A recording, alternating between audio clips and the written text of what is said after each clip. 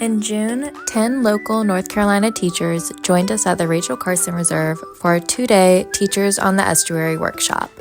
The first day, we had a lot of fun exploring our local estuary. Education coordinator, Miss Lori Davis, led us on a field trip of the Rachel Carson Reserve's many habitats.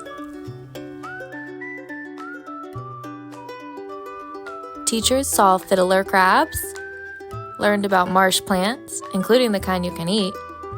They came face to face with mud snails and learned to hum to get the snail to come out.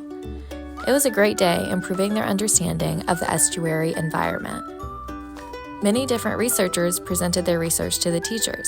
They offered real-life data for teachers to incorporate into their math and science classes, such as drone data and local water quality data, as well as information on dolphins, sharks, and sea turtle research procedures.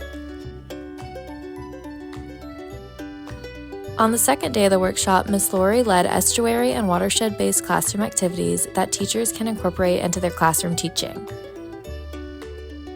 The workshop was lots of fun, and teachers left able to promote student stewardship of estuaries and watersheds.